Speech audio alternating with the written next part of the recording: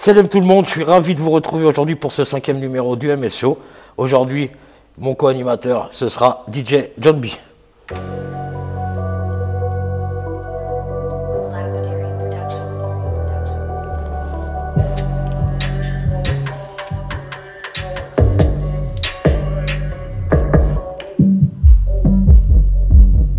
Alors pour ce retour, qui était attendu pour beaucoup, très attendu pour ma part, en cette période d'Euro 2024, je suis ravi d'accueillir une personnalité qui a tutoyé les étoiles, qui a joué avec les plus grands, Ronaldo, Ronaldinho, Crespo, Zanetti, Cordoba, j'en passe et des meilleurs.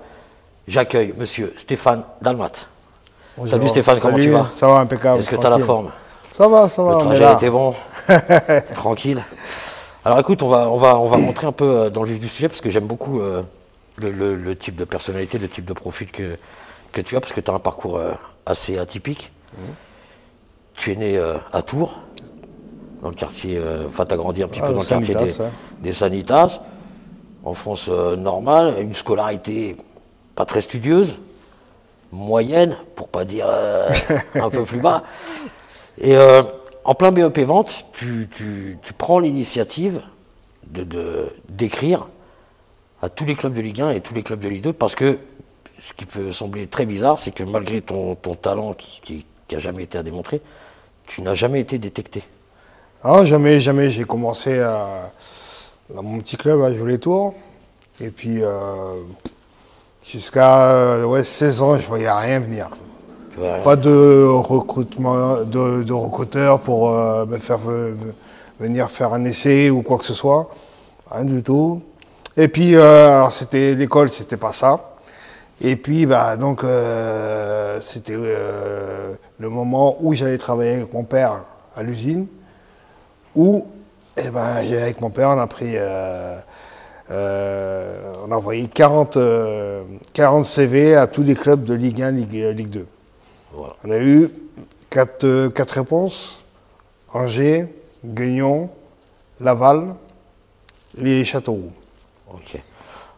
Les 3, trop petits, donc dehors. Oui, vous avez des qualités, ceci, cela, mais en fin de compte, trop petits. En même temps, pas de regret à avoir. Parce que non, pas du tout. Je ne suis pas certain que Guignon ait fait rêver. Non. J'ai été là-bas. T'étais jusqu'à là-bas? C'est un trou. Ouais. Ah oui, c'est un trou. Il y a une boulangerie, supermarché, et puis grande route, et puis voilà, c'est tout. Hein. Donc le refus guignonnais a été bien. C'était. Puis après, il y a Châteauroux, et puis au bout de. Je vais faire une détection, à peu près une soixantaine de gamins, tout ça. Et puis au bout de.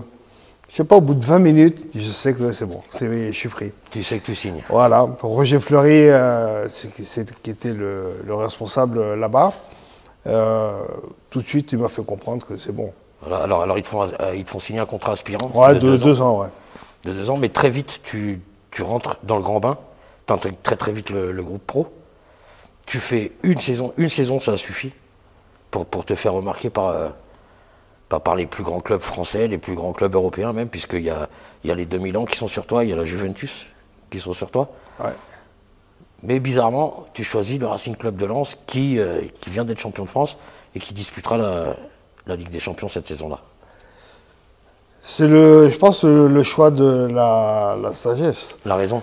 Après, Châteauroux, malheureusement, on descend. Et moi, c'était hors de question que je joue en 2e division. C'était hors de question. Et donc après, j'avais tous les clubs de Ligue 1 qui me voulaient.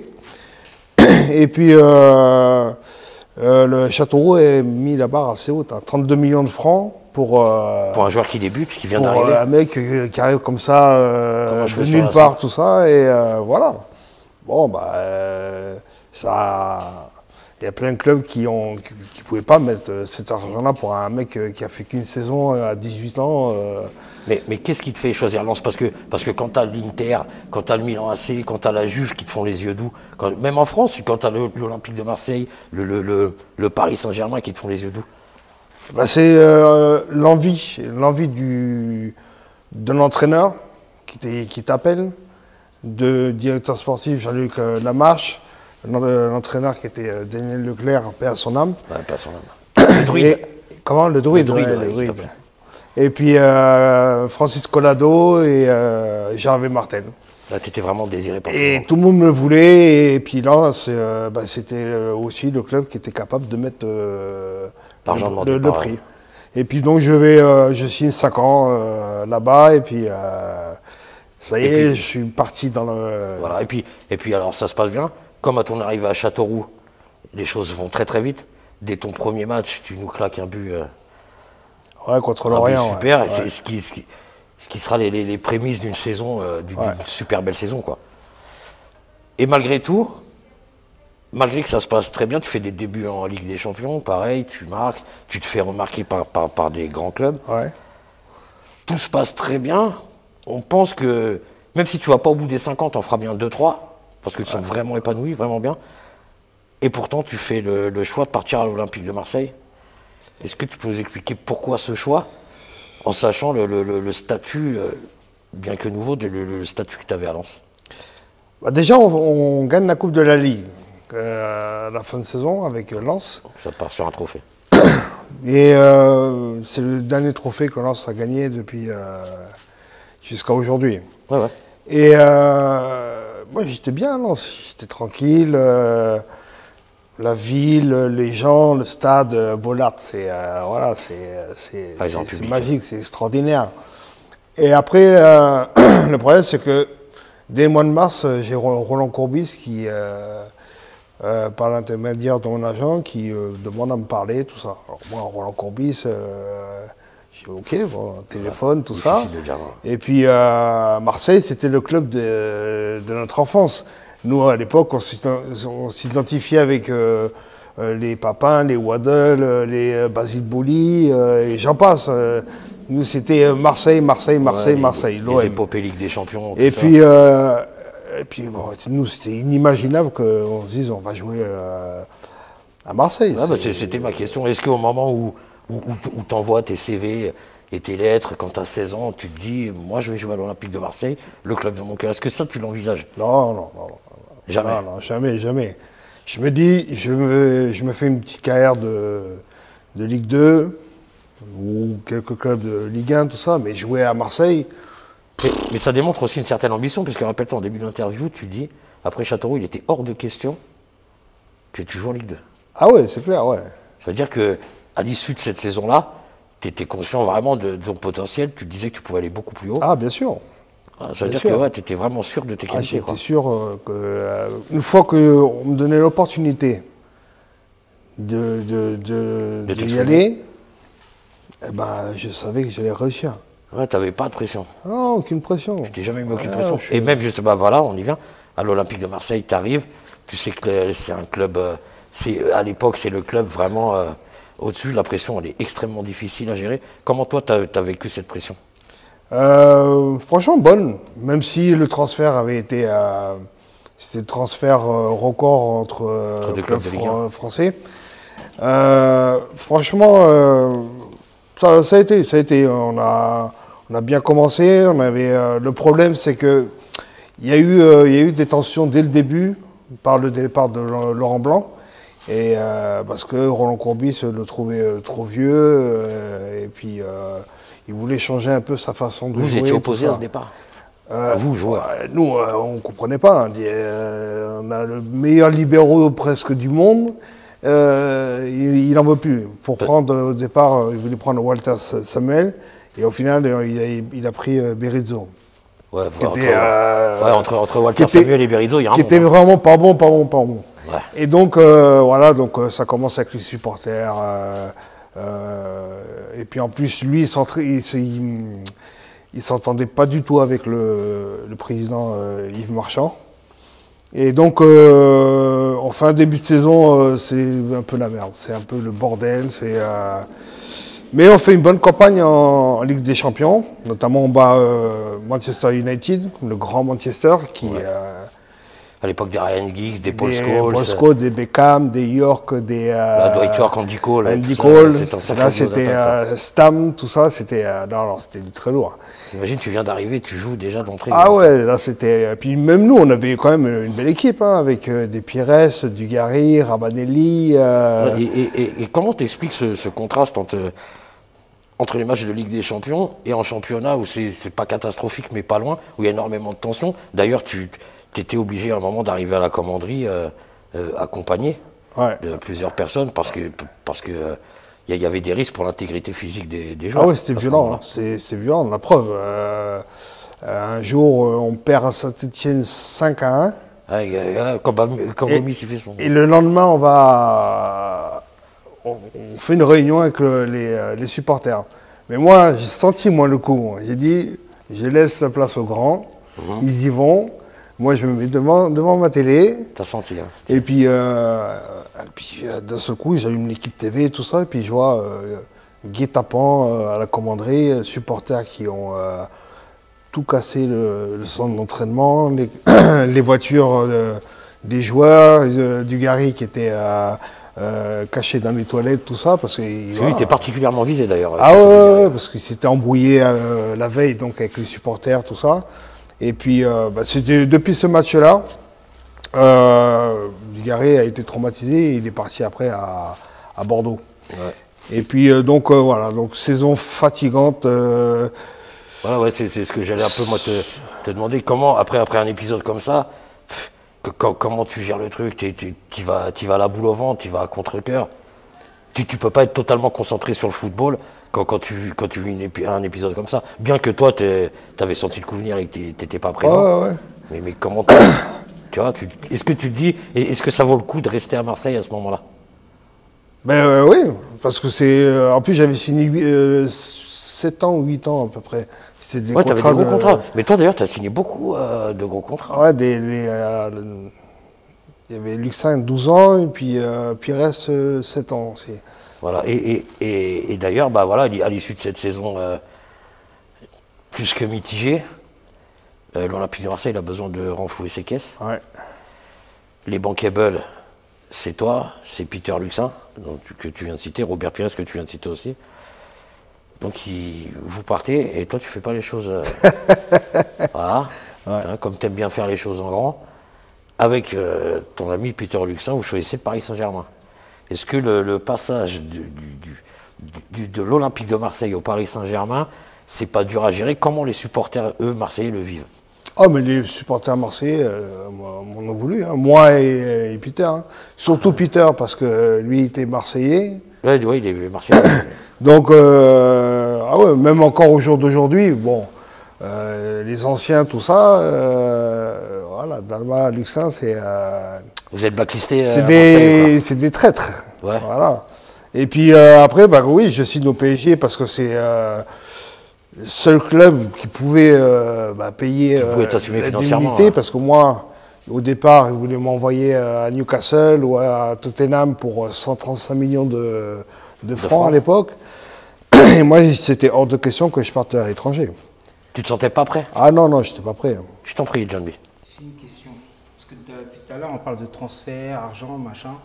Et la question, c'est, je suis novice, hein, je ne suis pas footeux du tout. Ouais. Donc la question, c'est, est-ce que ça se passe comme dans les films, on voit un peu à l'américaine, où les mecs ils viennent, ils te proposent des cadeaux, vas-y, viens dans notre club, tu verras, tu auras ça comme avantage, ou c'est vraiment toi et ton agent qui décidez où vous allez et les tarifs... Je pense qu'il y a de la séduction quand même. Hein. Ouais, c'est ça. Non, mais c'est juste l'agent, le joueur et le président et le directeur sportif. Ensuite, après, oui, ça peut arriver des fois que quelques clubs essayent de te vendre du rêve sur ça, on t'offre une voiture, maison, tout comme ça. Ça peut le faire. Après, moi, ça m'est jamais arrivé. Par rapport à mon cas, ça m'est jamais arrivé, mais je sais que d'autres joueurs ont eu des transferts comme ça grâce des petits cadeaux qu'on fait. Voilà. Ouais, mais là, tu arrives au PSG. Alors, par exemple, votre sponsor, c'était Ericsson. à l'Olympique de Marseille. Ouais. T'arrivais, on me donnait un téléphone. Oh, on avait le téléphone portable. Voilà. T'arrives à Paris, clapé, là. le sponsor c'est Opel, on t'a donné une voiture quand On même. avait l'Opel. Voilà le genre de séduction. L'Opel Frontera, on avait. Ouais. Ouais. Voilà. Et donc pour en revenir à nos moutons, les Marseillais ont mal vécu ton transfert à Paris, et comment les Parisiens ont vécu l'arrivée d'un Marseillais dans le club? Moi, ça a été. Mais le problème, c'est que des fois, j'allais sur les champs, mais je me faisais insulter. Par qui? Les Marseillais. Par les Marseillais. Les supporters marseillais de Je me Paris. suis dit, mais c'est incroyable. J'arrive à Paris et je me fais insulter par les supporters marseillais. Donc alors qu'à Marseille, il n'y a aucun supporter du PSG. Ah ouais. Alors ouais, autant à Paris, tu as des supporters de Marseille. Et puis donc, bon, ça se passe bien. Les 4 premiers mois ont été bons. Ça se passe plutôt bien. D'ailleurs, sacrée équipe, hein. Un recrutement XXL, toi, Luxin, il y a Anelka, il me semble aussi. Anelka, ouais. Anelka, voilà, vous démarrez très très bien la saison. Ouais. Notamment, vous faites un match contre Rosenborg. Ouais, en Ligue des Champions. On gagne Vous mettez 7-2, ouais, voilà. Ouais. 7-2, tu fais un super match. Anelka, pareil, super match. Et à partir de ce moment-là, par contre, ça débloque total. Ah ben là, c'est parti en couille. Hein. Voilà. Et ça vient de quoi Parce que là, on se dit, vous allez loin.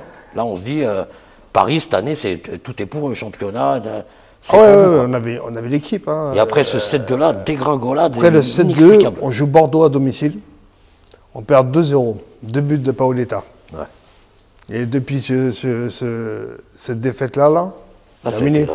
Terminé. C'est parti. Alors après, il y avait aussi le problème entre nous, les jeunes, et puis les anciens qui avaient fait une très belle saison, les Benarbia, il y avait Okocha, il y avait Ducrot, Edouard Cissé. Et donc, ça n'a pas bien matché. Choc générationnel. Nous, on est arrivés, on a pris leur place. Ouais. Alors qu'eux, ils étaient dans leur confort, tranquille. Et là, en tant que professionnel, quand des jeunes sacrés carrières, ils doivent s'attendre à ça. Non, c'est clair. Mais après, je dis pas que c'est de la. Après, à un moment, je me suis dit, c'est pas de la jalousie. C'est. Ils sentent décliner, on se fait doubler par des gamins de 20 ans, alors que la saison dernière, on termine deuxième, et puis on fait une grosse saison, tout ça. Donc voilà. Quoi. Voilà. Alors, ton passage au Paris Saint-Germain, qui avait pourtant bien commencé. Ouais. Il devient un petit peu plus compliqué, des tensions avec Luis Fernandez. Il y a eu une histoire ça a commencé avec une histoire de plot à l'entraînement. Ouais, si je suis bien renseigné. Si, c'est vrai. Parce que, Philippe Bergerot, qui était entraîneur, se fait limoger. Et Luis arrive, et puis, alors, pour ramasser les plots, trucs comme ça, les ballons, trucs comme ça. Toujours aux petits jeunes. C'était toujours les petits jeunes qui devaient le faire.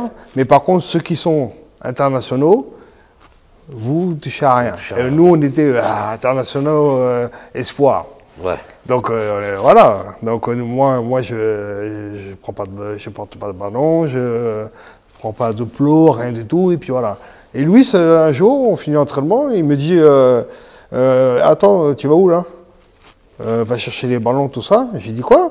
J'ai dit moi, on m'a dit depuis le début de saison que je ne devais pas porter les plots. Si on m'avait dit de le faire, je l'aurais fait. Mais il y a des règles comme ça et vous arrivez et puis vous... je suis monté dans le camion pour rentrer au vestiaire, tout ça. Et puis après, il commence à arriver. Et puis là, c'est parti en embrouille. Mais est-ce que tu ne penses pas qu'il n'y avait pas quelque chose avant? Que ça, c'est un prétexte pour lui, pour pouvoir après te mettre de côté et demander ton départ pour un échange contre Vampeta de l'Inter. Ah, il me cherchait. De toute façon, voilà, il me cherchait. Ça a été vraiment un prétexte. Tu penses qu'il y avait quelque chose avant? Le projet Luis Fernandez, je pense, ne l'adhérait pas du tout. Et il a voulu faire venir plein d'Espagnols. Mais aussi, après, Luis Fernandez, il est connu quand même parce qu'il aime bien se faire, entre guillemets, les grosses têtes. Avec Ronaldinho, c'est pas privé, par exemple. Ah, ouais, avec Anelka, pareil. Voilà, Anelka, pareil, il aimait bien montrer que c'est lui qui commande, pas les autres, malgré le statut de star que tu peux avoir. Donc, il appelle mon agent. Voilà. Et puis il dit, tu trouves un club, parce que j'en veux plus. Et on restait, j'ai essayé 5 ans là-bas. Hein. Oui, justement. Et puis après, j'avais, alors voilà, j'étais pris en grippe aussi au parc, surtout le dernier mois, tout ça, parce que bon, après, je mettais plus un pied devant l'autre. Ouais, puis même les mauvais résultats, ils s'enchaînent. Les supporters, ils ont besoin de trouver des coups. Voilà. T'es un gros transfert, t'es un gros salaire, tu viens d'arriver. Voilà, faut trouver des coupables. Ah bah nous, on était les cibles, hein, donc. Et puis voilà, et puis ensuite un jour on va faire un match en Coupe de France à Reims, je crois. Et moi, je sais que je ne jouerai pas. Et puis je ne sais pas combien d'heures de bus à faire, tout ça. J'ai dit. Ça m'a saoulé, j'y vais pas. J'ai dit j'y vais pas. J'ai simulé une gastro. Je suis parti à Châteauroux avec mes potes, on s'est fait un bowling, tout ça, tranquille. Et puis. Et tu t'es fait remonter, ils l'ont su ou pas? Hein? Tu t'es fait remonter, ils l'ont su? Non. Personne ne l'a jamais su, ça. Hein? Ouais. Donc, ensuite, après, j'ai un coup de téléphone. Stéphane, il y a l'Inter qui te veut. Parce que lui, Fernandez, veut Vampeta. Un joueur que l'Inter avait acheté à peu près au même prix que moi, un petit peu plus cher. Et puis, il voulait faire un échange, carrément. Et là, je me suis dit, bon, je tente le coup. Ouais, même si il y a des Ronaldo, des Seedorf, des Zanetti, des Vieri, des tout ça, Recoba, tout ça, j'ai dit j'y vais. J'y vais parce que, bon, bah voilà. Quel bien ça t'a fait, parce que là, carrément. Elle m'a fait un beau cadeau, hein, un beau cadeau. Là, carrément, à l'Inter, tu es à ton prime. Tu atteins un niveau à l'Inter auquel personne, surtout après les moments que tu avais traversés dans les clubs précédents, tu atteins un niveau à l'Inter. Voilà, tu te fonds dans le moule, voilà, avec des Ronaldo, des Recoba, des stars, quoi. Il y avait Laurent Blanc, d'ailleurs. Laurent Blanc, quand je suis arrivé. Il était là-bas. Tu avais vraiment une pléiade de stars, Clarence Seedorf, qui faisait partie, un technicien, un magicien, le mec. Il y avait Pirlo aussi, t'as pas joué avec Pirlo? Pirlo, quand je suis arrivé, il partait. Il était en prêt à Brescia, je crois. Et tu vois, t'arrives à te fondre dans un vestiaire comme ça, à faire ta place dans un vestiaire comme ça, où pourtant là, il serait légitime de se dire, oh là, les égos, ils sont surdimensionnés, je vais arriver petit pas, tu vois. Ben justement, c'est ce qu'il ne faut pas faire. Voilà, et là, pareil, deuxième match, c'est ton deuxième match, je crois, tu nous mets un but. C'est à peu près le 6e, 7e match. En tout cas, dans tes débuts. Contre la Fiorentina, un but à San Siro de 35 mètres en pleine lucarne. C'est Toldo en plus qui était dans. Toldo international italien à l'époque. Et puis j'étais là et je regarde tout le stade qui se lève, San Siro, tout ça. Je me suis dit, mais c'est extraordinaire. Et quand tu arrives là-dedans, tu vois toutes ces stars, c'est des mecs, comme tu dis, quand tu arrives à Châteauroux, tu te dis, je vois des mecs sur Canal+. Mais là tu arrives, tu vois des mecs que tout le monde, que toute la planète voit. Tu vois ce que je veux dire? C'est encore un level au-dessus. Comment tu le vis, toi? Comment tu t'intègres à tout ça? Et comment eux, surtout, avec le statut qu'ils ont, ils te reçoivent? Comment ils t'intègrent? Est-ce qu'on te fait comprendre que tu es un petit? Ou alors est-ce que... Non, très bien accueilli, mais c'est vrai que personne ne me connaissait. Parce qu'en Italie, même un joueur du PSG ou de Marseille, ne connaissent pas trop. Alors donc, dès le premier entraînement, je me suis dit, il faut que je leur montre qui je suis. Et au bout d'une semaine, je fais la semaine, et puis après, j'étais censé revenir à Paris pour récupérer mes affaires, tout ça. Et l'entraîneur me dit, non, tu restes, tout ça. Donc, on te fait venir, comme j'étais sponsorisé par Filard, on te fait venir tes chaussures, tout ça, et puis tu es dans le groupe pour jouer contre Bari. C'est magnifique. Moi, j'ai une question par rapport à ton mindset. À chaque fois que tu changes de club, c'est quoi ton état d'esprit? C'est quoi qui te fait, qui te donne la niaque et qui te donne le pouvoir de rebondir, d'aller, de foncer, aller droit au but? C'est d'aller le plus haut possible. L'objectif, c'est quand tu commences une carrière comme j'ai commencé, les étapes, tu essayes d'aller le plus haut possible. Et à chaque fois que tu arrives dans un nouveau club, tu as envie de prouver et puis de montrer que les gens qui ont investi beaucoup sur toi, et puis de montrer aussi aux autres joueurs que tu es là et que tu mérites d'être là et tu as ta place. Ta place, ouais. Voilà. Quel est le joueur vraiment qui t'a vraiment impressionné, le meilleur avec lequel tu as joué? Seedorf. Clarence, hein, ouais, c'était mon modèle. Donc, quand j'ai voyé à la télé l'équipe du dimanche, quand il était au Real Madrid, j'étais là, j'ai dit, mais non, ce mec-là, c'est un magicien. Et quand je suis arrivé dans le vestiaire et j'ai serré la main, tout ça, là, j'avais les yeux... Là, tu t'es senti petit, par contre. Ah ouais, mais j'avais les yeux qui... Waouh, j'étais là, j'ai dit, mais c'est quand même Clarence Seedorf. Quand je l'ai vu se déshabiller, tout ça, une bête physique, tout ça, là, j'ai dit, mais je joue avec lui. Et là, tu te rends compte que tu atterris vraiment dans un autre monde. En plus, à cette époque-là, le championnat d'Italie, c'était le meilleur. Hein. Le meilleur championnat du monde. Ah ouais, c'était le meilleur. Tu avais tous les meilleurs joueurs du monde qui étaient dans ce championnat. Ah, tu m'étonnes. D'ailleurs, tu fais une demi-finale de Coupe du UEFA, une demi-finale de Ligue des Champions d'affilée. Ouais. C'est-à-dire déjà, voilà, ça montre le niveau dans lequel tu évoluais. Alors, tu arrives à te faire une place dans ce club plein de stars. Il y a une saison où tu es élu joueur de l'année de l'Inter, malgré tous ces stars-là, et toujours pas d'équipe de France. Est-ce que tu comprends ça? Qu'est-ce qui fait que tu n'es pas passé ce step? Est-ce que tu penses que ton comportement ou ton supposé comportement a pu jouer, a pu influer sur les décisions des différents sélectionneurs qu'il y a pu avoir? Peut-être, oui, mais je suis tombé dans une génération où... qui était championne du monde, championne d'Europe. Même si certains joueurs commençaient à être un peu sur le déclin, je pense que les sélectionneurs ne voulaient pas casser le groupe, tout ça, donc ils ont fait confiance. Et ça... Donc tu penses que pour toi, c'est pas une question de talent? Non, je pense que non, ils voulaient... non, ils avaient leurs joueurs...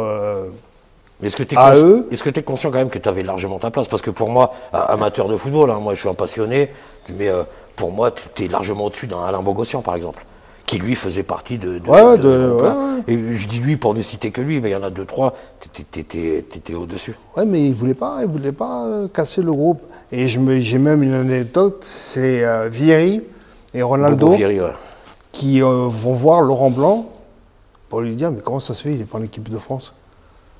Si, mais tu peux pas appeler Zidane, tout ça, pour qu'il essaie de pousser avec Roger Lemaire pour qu'il le prenne, tout ça, et puis voilà. Alors Laurent Blanc, il ne s'est pas mouillé. Il a dit non, moi je ne me mouille pas, je ne rentre pas dans ce débat-là. Et Ronaldo, lui, me disait, putain, tu serais brésilien. Qui serait là. Et tu seras en équipe du Brésil. Par contre, quand même qu'un joueur comme Ronaldo, il va voir les gens pour les pousser. Et ça, c'est incroyable. C'est un honneur d'avoir ce compliment-là de la part du meilleur joueur de tous les temps. Bien sûr, c'est incroyable ça. Et puis, non, alors je recevais les préconvocations, les fameux 40 joueurs qui sont susceptibles d'être pris en équipe de France. Et puis à un moment, je prenais le papier, j'avais une poubelle qui était là, je faisais comme ça, hop. Ouais, et voilà. Tu t'es dit c'est moulot, ça n'a rien donné. Ah ouais, j'ai dit c'est mort. Ah, c'est quand même, ça c'est quelque chose. Alors l'Inter, tu restes 3 saisons. T'es prêté à un moment donné. Je crois que c'est avec Hector Cooper, c'est pas trop. Ça va pas trop. C'est pas trop ça. Ouais. Donc t'es prêté. Tu parlais tout à l'heure de Tottenham, de Tottenham, tout ça qui t'ont voulu à un moment donné. T'es prêté à Tottenham. Ouais. Alors là, au début, c'est là que ta carrière décline pas, mais ça se complique. T'arrives à Tottenham, ça du rêve au cauchemar. Ouais. Tu démarres plutôt bien. Ouais. T'es pris un petit peu en grippe par les joueurs anglais du vestiaire des Spurs. Il y a une altercation avec un jeune du club. Et de là, ça crée pas mal de tensions. Et puis ton prêt qui avait plutôt bien démarré en plus. Ah oui, il vire au flop. Qu'est-ce que tu as à nous dire là-dessus? Est-ce que tu penses qu'il y avait une cabale un peu contre toi? Tu vois ce que je veux dire? Déjà d'une, j'aurais pas dû partir de l'Inter. Parce que même si je sentais que Cooper était un petit peu indifférent si je restais ou si je partais, et puis ils avaient fait venir pas mal de joueurs à mon poste, et au final personne n'a joué. Et quand je suis arrivé à Tottenham, rien, aucune présentation. Je suis arrivé, aucune présentation, rien du tout, à la presse ou ceci, cela. Je suis arrivé, entraînement, les joueurs, c'est limite, ils me calculaient. Tu t'es senti pas comme si, je sais pas, comme si, pourtant il y avait des grands joueurs quand même. Il y avait des Zigueux, il y avait des Gustavo Poyet, il y avait des Robbie Keane, tout ça. Mais alors heureusement qu'il y avait des clans, il y avait les clans. Mais Robbie Keane, t'étais pas avec lui à l'Inter, il n'est pas passé à l'Inter. Il est passé, mais il est parti au bout de 6 mois. Mais ça veut dire qu'il te connaissait un petit peu, il a pas fait l'effort lui de t'intégrer. Non, mais j'ai pas joué avec lui moi. Ah, t'as pas joué avec lui? Ah non, il était parti déjà avant. Ah d'accord, ah moi je pensais que vous étiez... Non. Et heureusement qu'il y avait Frédéric Canouté, qu'il y avait Gustavo Poyet, Zigueux, parce qu'on parlait en italien, et puis avec Canouté français, tout ça. Et puis ça se passe mal, saison moyenne, plus que moyenne. En fait, t'as qu'une hâte, c'est à la fin de la saison. Ah oui, c'est parti, hein. Ah ouais, c'est parti. C'est partir, et là t'es de nouveau prêté à Toulouse, pourquoi tu restes pas à l'Inter? L'Inter ne voulait plus. Ah, l'Inter ne voulait plus. Ouais, l'Inter ne voulait plus parce que bon, avec la saison que j'ai faite à Tottenham, tout ça, et puis les petits problèmes. Ils veulent plus, mais bon, t'es toujours sous contrat quand même. Ah oui, il me reste encore, voilà, je suis payé encore par l'Inter, tout ça, et puis, mais ils me disent non, alors que j'aurais pu dire non, je rentre, j'ai mon contrat, je m'entraîne, et puis je suis persuadé que à l'entraînement, tout ça, j'aurais récupéré encore mon niveau. Ouais, parce que tu étais conscient de tes voilà. Et puis après, je me suis dit, bon, vous voulez plus, j'ai pas envie d'aller à la guerre. Ouais, tu veux pas forcer, ouais. J'ai envie de rentrer en France. Pour toi, la France, c'était l'option la meilleure à ce moment-là? Bah ouais, et puis j'avais que ça. Ouais. Et puis donc, ouais, je pars en vacances. Et puis j'ai un pote à moi qui jouait à Toulouse, Ludovic Clément, qui m'appelle, qui me dit il y a le président qui veut, Olivier Sadran, qui veut te parler. Oh, j'écoute tout ça, je suis Toulouse, je vais faire quoi à Toulouse? J'étais là, sans manquer de respect, hein, mais c'est pas un club, c'est pas une ville de football, Toulouse. Mais voilà. Mais bon, il y avait un gros projet avec l'arrivée de Daniel Morera de Lens, et puis un président qui avait les moyens, donc ils ont fait un prépayant. Donc ils avaient payé 1 million d'euros à l'Inter, donc voilà, c'était pour en gros essayer de payer mes salaires, tout ça, et puis voilà quoi. Et puis le projet toulousain était sympa, la preuve, au bout de 6 journées, je crois, on est 2e du championnat.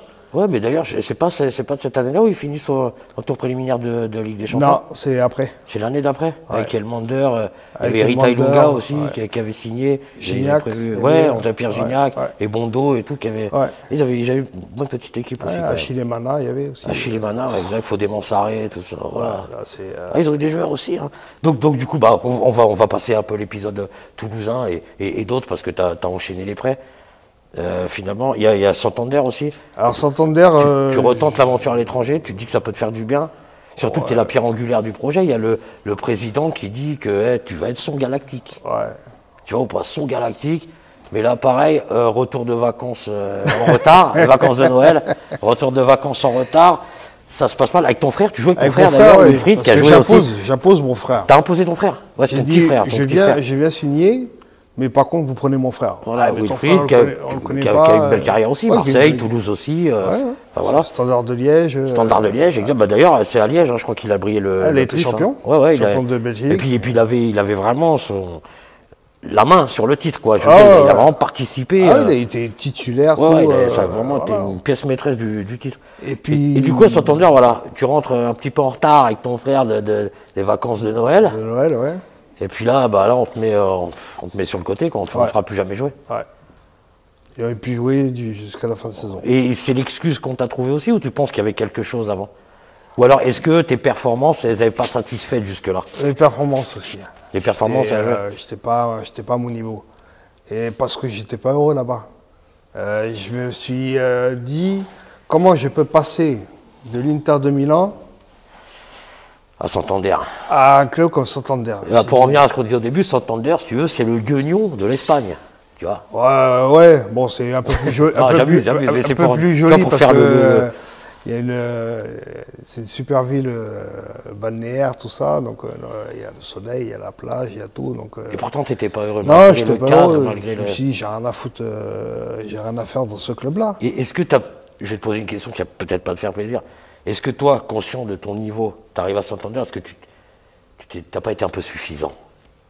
Tu vois ce que je veux dire? Est-ce que tu t'es dit, ouais, je suis plus fort que j'ai rien à faire là, et du coup, tu t'estimais ne rien avoir à prouver, et tu faisais pas les efforts nécessaires? Il y a sûrement il y a du Tu penses qu'il y a eu de ouais, ça il y un a petit du peu? ça, ouais.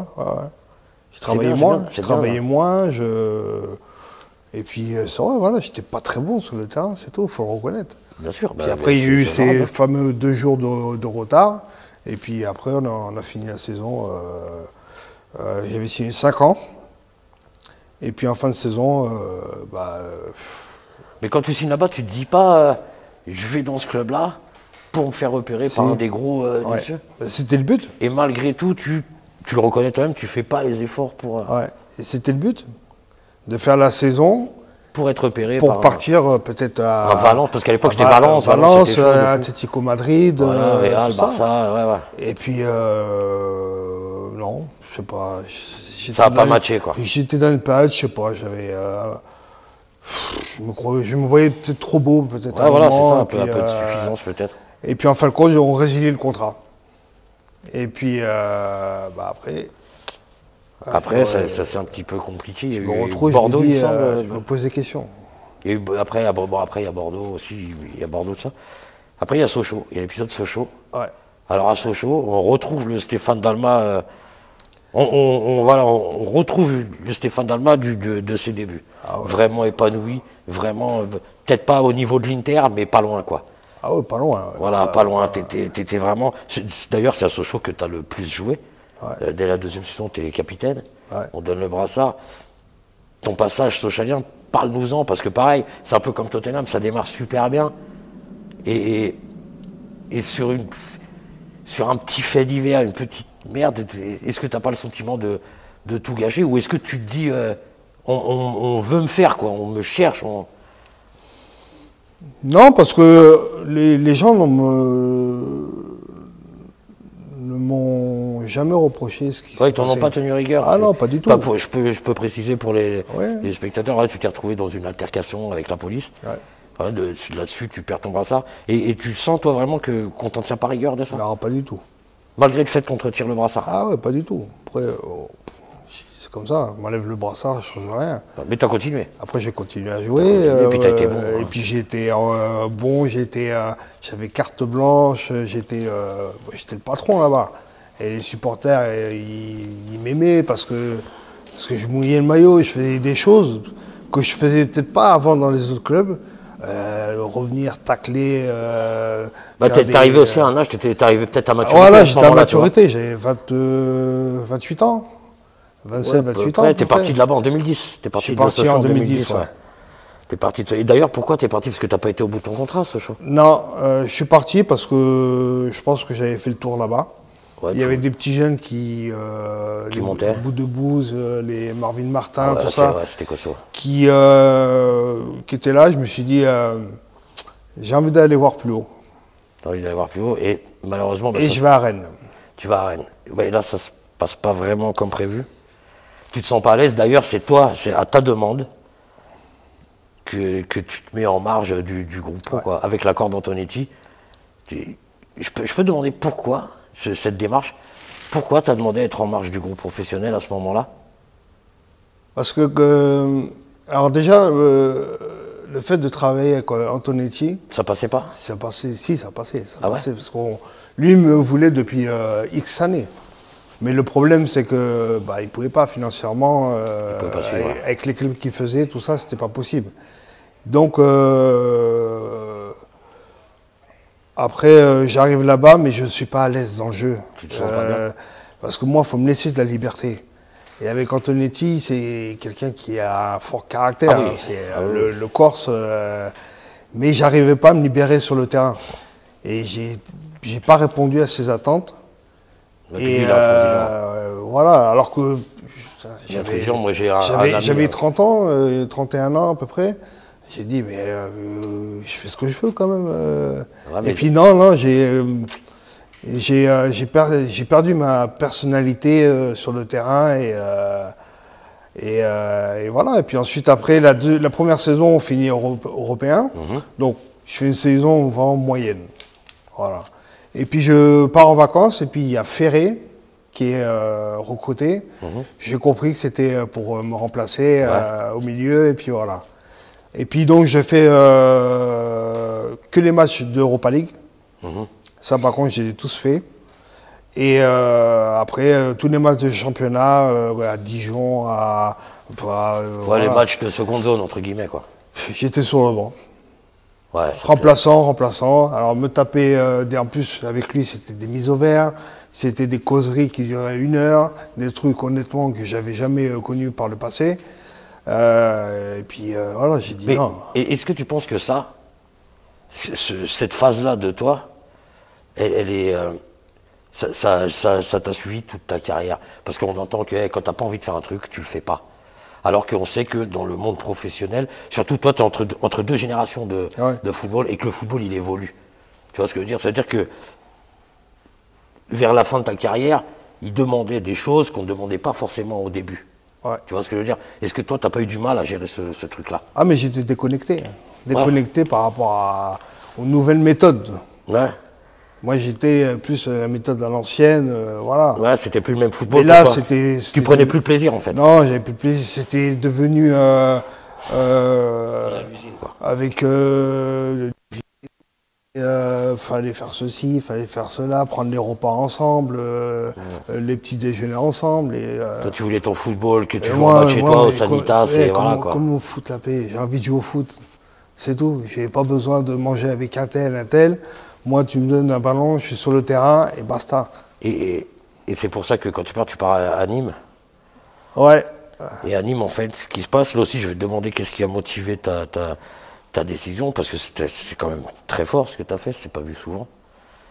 En pleine pré-saison, tu dis j'arrête, quoi. Ah, j'arrête. J'arrête, je m'en vais, tu démarres pas la saison, tu dis j'arrête. J'arrête maintenant. Ah, j'ai été honnête.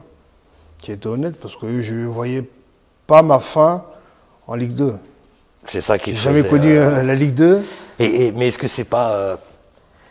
parce qu'on va parler de ton après-football qui a été assez compliqué, on va pas tout raconter non plus, parce qu'il y a des choses qui t'appartiennent et qu'on va pas dévoiler ici.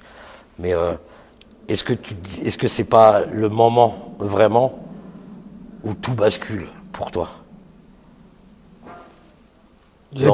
Parce qu'aujourd'hui, aujourd'hui, il y a beaucoup moins de tabous à parler de santé mentale dans le football, parce qu'on sait maintenant que beaucoup de footballeurs ont un épisode dépressif à un moment de leur carrière. Et toi, tu l'as eu. Est-ce que tu penses que le début, ça t'arrive à la fin, mais est-ce que tu penses que le début de la période un petit peu plus sombre que tu as vécue, elle démarre à ce moment-là de Rennes, quand tu te dis je me mets en marche, quand tu quittes Nîmes en pleine pré-saison? Ça commence là. Après, voilà, plus l'envie de jouer, j'avais envie de déconnecter. De déconnecter de tout ça, de partir en voyage, de faire ma vie, de sortir, de tout ça. Malheureusement, j'avais pas de... Et puis il y a le fait aussi, c'est que j'avais pas de femme, j'avais pas d'enfant. Donc quand tu arrêtes comme ça ta carrière... Tu te retrouves un petit peu seul. Tu te retrouves tout seul. Après, il y a plein de personnes qui disent ouais, après le foot, le téléphone il sonne plus parce qu'on n'est plus sollicité, tout ça et puis voilà. Mais ça, j'en avais rien à foutre parce que je suis quelqu'un à la base de très très solitaire. J'ai pas besoin de. Mais d'ailleurs, tu as dit que dans le football, malgré tous les joueurs que tu as rencontrés, t'as pas énormément de potes dans le football. Non, je vais en avoir quoi, 2, 3, c'est tout. Et justement, dans cette période un peu plus compliquée où tu te sens mal, un petit peu d'alcool, un petit peu de...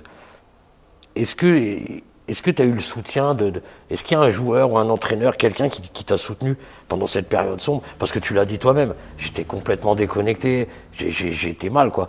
Je me réveillais au champagne, tu vois. Non, ça a été déformé, ça. Ça a été déformé? Ça a été déformé. Ah, ce serait bien, tu as un droit de réponse là-dessus, justement. C'était passé dans le Parisien. C'est ça. Et ça a été, quand j'ai lu l'article, t'étais abasourdi. j'ai dit mais non, le mec il a pas mis, il a déformé beaucoup de choses. Ah ouais? Et comme par hasard, il y a écrit dodo, champagne. J'ai vu cette phrase. Voilà. J'ai vu cette phrase, ouais. J'ai dit mais j'ai des amis quand même à Tours, Ouais, parce voilà. que j'étais rentré à Tours, tout ça. J'ai mes potes de Tours, tout Ouais, ça. ça n'a pas été à ce point-là, ils ont exagéré la chose. Parce que tu me vois, moi, chez moi, prendre une bouteille de champagne ou de je sais pas quoi, toute la journée, à picoler tout seul, à voir personne, aller dormir, tous les jours comme ça. Non, c'est pas une vie, faut c'est pas faut une être vie, taré. Non, par contre, oui, je sortais. Ouais, Je sortais beaucoup même. Et puis voilà. Mais ça a été et 2 ans, un un an et demi quand même. Un an et demi difficile. est-ce que tu te sens dérivé, tu le sais mais tu continues, ou est-ce que c'est quand il est entre guillemets trop tard que tu te dis faut que j'arrête quoi? À un moment, oui, il faut que j'arrête, sinon on me retrouve dans un caniveau, tout ça. Voilà, parce que après moi, du coup c'est bien que tu rétablisses un petit peu cette vérité-là, parce que tu as eu un accident. Tu as un accident de scooter assez grave, tu es resté 6 jours dans le coma, tu as fait 2 arrêts cardiaques. Ouais. 2 arrêts cardiaques, 6 jours de coma, une 30aine d'opérations. Ouais. Fauteuil roulant. Est-ce que ça, c'est dû au fait que tu sortais, que tu t'amusais, ou alors rien à voir ça, Non, là c'est un accident. Un accident bête de circulation, quoi. De circulation, c'est que je roulais sur les rails de tramway. J'allais assez vite. Ouais, à Bordeaux, le tramway. Et puis j'ai pris un gros poteau en pleine face comme ça et boum, tout pété. Mais tu t'es trouvé la force de caractère que tu pensais avoir perdue pendant cette période où ça allait pas très bien, parce que se relever de ça, c'est quand même costaud. Comment tu te relèves de ça? Quel soutien, toi, tu as? Et qu'est-ce que tu te dis à ce moment-là? Parce que voilà, comme ça n'allait pas très bien auparavant et qu'il t'arrive ça en plus, là tu te dis, tu t'abandonnes. Tu sais, il y en a beaucoup qui seraient dit, vas-y, j'abandonne, tu vois. Je laisse tomber. Toi, non, tu t'es relevé. C'est ce qui t'a aidé, t'as retrouvé d'ailleurs ton premier amour de jeunesse à cette période-là. Je pense qu'elle était très présente pour toi, t'as beaucoup aidé. Mes parents aussi. Tes parents aussi? Ah oui, mes parents ils étaient là. Pendant les 1 an de convalescence, donc presque les 6 mois en fauteuil roulant, mes parents étaient venus de Martinique pour s'occuper de ma maison, puis de venir me voir. D'avoir un soutien, que tu ne sois pas seul dans je ne suis pas tout seul, parce que moi, j'avais rien dit à personne. Mon téléphone était pratiquement tout le temps éteint. Personne n'était au courant. Je voulais que personne ne sache. T'imagines? Parce que c'est moi qui ai fait la connerie. Et j'ai pas envie qu'on s'apitoie sur mon sort et puis qu'on fasse. Non, moi je suis pas. Mais avec le recul, ce soutien-là, il a quand même été bénéfique, il t'a aidé. Et mes parents m'ont beaucoup aidé par rapport à ça. Donc après, j'ai réussi à chose que je sais pas, c'est grâce à Dieu. On m'avait dit tu marcheras plus. Mais non, moi dans ma tête, je me suis dit tu vas voir. T'as dit que tu serais pas footballeur non plus, J'ai dit tu vas voir. Et en fin de compte, j'ai réussi à me remettre. Au jour d'aujourd'hui, j'ai plus rien, j'ai pas de séquelles, j'ai rien du tout. Maintenant, le problème, c'est que je peux plus pratiquer le sport. Le football. Combien de temps de rééducation? Combien de temps il t'a fallu pour retrouver tous tes moyens? 1 an. 1 an. C'est dur, hein? Ouais. Combien de temps hospitalisé? J'ai fait 1 mois et demi d'hôpital. Et ensuite, après, je suis parti 6 mois dans un centre de rééducation. De rééducation. Et comme j'avais un fixateur externe, parce que je m'étais fracturé le bassin, j'étais allongé sur mon lit. Je pouvais même pas me tourner, même pas. Mais tu imagines la force mentale qu'il faut. Est-ce que tu soupçonnais On savait déjà que tu étais costaud parce que au travers de ta carrière, on a vu que tu as rebondi plusieurs fois. Mais ça, Ça valait toutes les épreuves de ta carrière Ah de ouais, footballeur, tu vois. ça, on va dire que ce moment-là, il m'a, c'est bizarre ce que je vais dire. Tu t'es découvert. Il m'a aidé. Il Ouais, m'a ça a été un aidé mal à pour lui. repartir dans la vie. Bien Alors sûr. que j'étais pas très bien. Ouais. Mais Ça a donné un sens. ce moment-là, ça m'a reboosté, Bien sûr. même si j'ai souffert, mais, Ouais, j'imagine, ouais. mais comme je souhaite même pas à mon pire ennemi, mais j'ai trouvé cette force de caractère que j'avais plus pour repartir dans la vie et pour devenir au jour d'aujourd'hui un homme encore plus heureux que Et c'est pour avant. ça que je disais en début en introduction, je disais que tu avais un parcours assez atypique. En fait, ça là, c'est à l'image de toi. Tu pars de rien, il arrive des choses. J'aime le type de profil que tu as. Je te l'ai dit en off. Hein. Ouais. J'aime ton type de profil parce que tu es quelqu'un qui revient de loin. Et l'issue est belle. L'issue est belle parce que voilà, tu as retrouvé ton premier amour de jeunesse au moment peut-être le plus difficile de ta vie. Ouais. Elle a été là, tu l'as dit, hein, j'ai lu que tu avais dit qu'elle a été un soutien. Vous faites un enfant, tu vois, tu disais t'as pas de femme, t'as pas d'enfant, je me sens seul. Ouais. Tu la retrouves, premier amour de jeunesse. Voilà, c'est ce qui t'arrive là, c'est magnifique. Ça montre le caractère que tu as, la personne que tu es quelqu'un de fort. Malgré certains en a douté, crois-moi que tu as fait taire énormément de monde. Et moi, je respecte ça et je te dis bravo. Bah, merci sincèrement. beaucoup. C'est gentil. Et ça avait- Est-ce que je peux Je t'en prie, dire jamais. qu'on peut te comparer à un guerrier? Surtout Bien sûr que avec c'est un le look guerrier. que tu as aujourd'hui, avec toutes les épreuves que tu as passées, les étapes et tout ça, on peut dire vraiment que tu as un état d'esprit de guerrier jusqu'à aujourd'hui. Ah, moi, je lâche rien. Je lâche rien. Il n'y a rien qui me fait peur. Il n'y a Non. rien qui me fait peur. Moi, quand j'ai des épreuves à surmonter, moi, je suis là pour. Au contraire, ça me donne l'envie de. J'ai la motivation pour relever ce challenge, quoi. Ok. Et aujourd'hui, avec le recul, le Stéphane de maintenant, après avoir vécu toutes ces épreuves, toutes ces choses-là, avec le recul, qu'est-ce qu'il dirait au Stéphane du début de sa carrière? Qu'est-ce qu'il lui donnerait comme conseil? Qu'est-ce qu'il pour lui faire prendre une trajectoire différente, pour lui faire prendre la trajectoire à laquelle tout le monde s'attendait à tes débuts?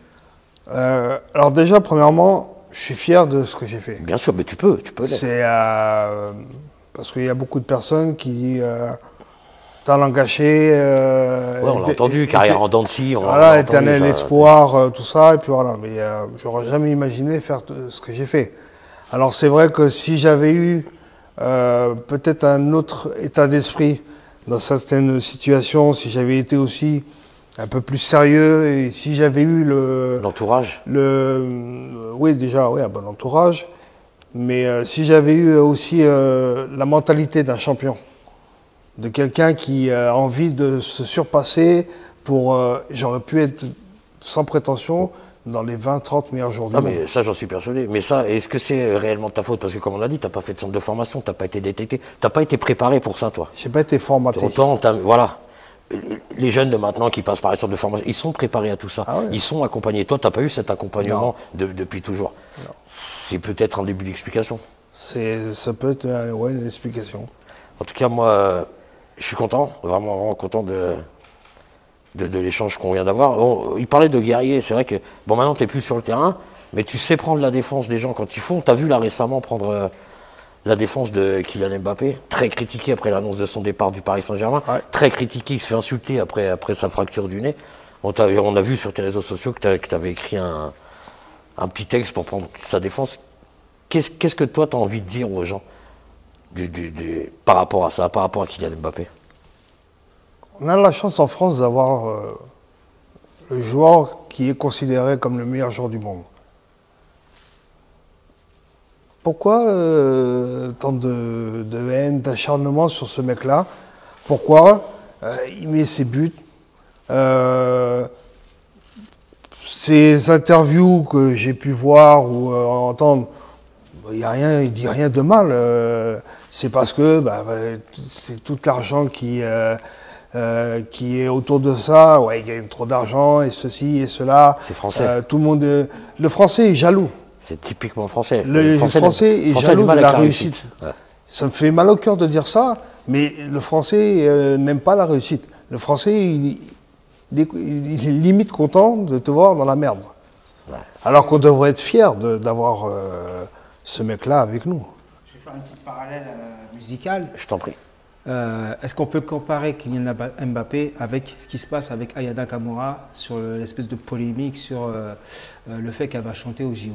Je ne suis pas certain, je pense que ça reste c'est un autre niveau. C'est un autre truc, c'est plus un truc politique. Voilà, Aya Nakamura c'est plus politique. Je pense que Kylian Mbappé c'est beaucoup plus financier, c'est la réussite d'un petit mec. Tu vois ce que je veux dire, c'est différent. Ok. C'est pas, parce que c'est pas le même monde, la musique, c'est pas le même monde. Ah, c'est différent là. Je vais rebondir sur la musique. J'ai vu 2 tatouages sur tes bras. Est-ce que tu peux dire qui sont les artistes? Qu'est-ce que ça représente pour toi? Ah, ça, c'est mes 2. Paix à leur âme. Voilà, Tupac, tout le monde le connaît. C'est la légende du rap américain. West Coast. Et ouais, c'est. Voilà, moi, dès qu'il y a un reportage sur Tupac, moi, voilà, je préfère même regarder ça que regarder un match de foot. Parce que Tupac, c'est. Voilà. Et puis, DMX, c'était j'avais tous ces CD, j'avais tous ces... qui nous a quittés récemment. Qui nous a quittés, ouais, récemment, tout ça. Et puis, j'avais envie de me les faire tatouer pour avoir toujours une pensée pour eux. Et quand j'entends chacun de leurs sons, tout ça, je leur fais un bisou sur mon bras. Et puis, voilà, donc c'était pour les graver dans moi. Est-ce que leur musique t'a aidé à surmonter des épreuves? Est-ce que tu te retrouves dans ces personnages-là? Ah ouais, aussi, ouais, complètement. Ah ouais, complètement. Quand il y avait des petits coups de blues, tout comme ça, il y avait du Tupac, il y avait du DMX, il y avait du Ja Rule, il y avait du tout ça. Donc, voilà. La bonne époque, l'âge d'or du rap, ça pour moi c'est l'âge d'or du rap américain. Ah ouais, mais vraiment, pour moi ça c'est l'âge d'or du rap américain. C'était Exhibit, tout ça, c'était voilà. Et puis après bien sûr, comme je suis d'origine martiniquaise, j'avais mon petit zouk aussi, tout ça. Donc c'est vrai que la musique pour moi c'est très important. Ça me rebooste, ça me donne la joie. Donc voilà. Souvent. On voit les joueurs quand ils rentrent sur le terrain ou quand ils descendent quand ils descendent du bus, il y en a souvent, ils ont les casques dans les oreilles et on dirait qu'ils sont en train de se préparer mentalement avec une musique différente pour rentrer sur le terrain. Mais ça serait quel type de son? Est-ce qu'il y a un son particulier qui te permet de te concentrer et d'être focus sur le match après ou c'est juste pour pouvoir se déconnecter ou se connecter sur le côté je suis un joueur de foot et je vais au combat? Non, moi c'était plus des compiles de tout, de DMX, de tout ça. Il n'y avait pas une musique en particulier. Il fallait que j'écoute mes sons à moi. Voilà. Et puis comme ça, au moins ça me fait passer le temps parce que c'est très loin. L'avant-match, L'avant-match. Alors oui, on se fait masser, on se fait tout ça, mais après, il reste encore à peu près 3/4 d'heure, 1 heure. Donc on attend, on fait quoi? Alors moi j'écoute mon son, je suis bien, je suis tranquille. Tu te mets dans ta bulle. Puis après, une fois que faut aller à l'échauffement, tout ça, ça y est, on est bien et puis on est détendu et puis on va faire le match. Yes. Eh ben, c'est super. Moi, en tout cas, Stéphane, j'ai été vraiment ravi de te recevoir. Je t'ai dit, j'aime les gens qui ont ce type de parcours, qui reviennent de loin. Aujourd'hui, t'es bien. Est-ce que tu as des projets? Est-ce que tu aimerais, je voudrais terminer sur ça, est-ce que tu as des projets footballistiques? Est-ce que tu aimerais retourner aujourd'hui dans le milieu du football? Football amateur. Amateur, pas professionnel, s'il y a un projet qui se présente à toi? Si un club professionnel m'appelle et puis me demande une mission. Par exemple, du spécifique. Et on fait du spécifique attaquant, du spécifique gardien pour les milieux. Non, c'est plus être recruteur, aller voir des matchs à l'étranger, tout ça, et puis essayer de trouver la petite pépite, et puis il a ramené au club qui me voudrait. Donc voilà, ça serait un poste qui me plairait vraiment. Et ensuite, après, m'occuper d'une équipe de jeunes. Voilà, 14, 15 ans, 13, 14, 15 ans. Voilà. Et mais en amateur, ça te plaît plus, ça ressemble plus à tes valeurs aujourd'hui. En plus, je suis dans une région extraordinaire où les gens sont t'es resté dans le Nord, t'es resté dans le Nord. Je suis revenu dans le Nord, là. Donc, il y a des petits clubs, donc j'y vais quelques fois pour aller faire des photos, signer des autographes, donner le coup d'envoi de quelques matchs, tout ça. Donc, c'est génial. Donc, ouais, je prends du plaisir. À chaque fois qu'on me sollicite, tout ça, faire une petite vidéo pour encourager le club d'à côté de chez moi, de ceci, de cela, j'en fais une petite vidéo.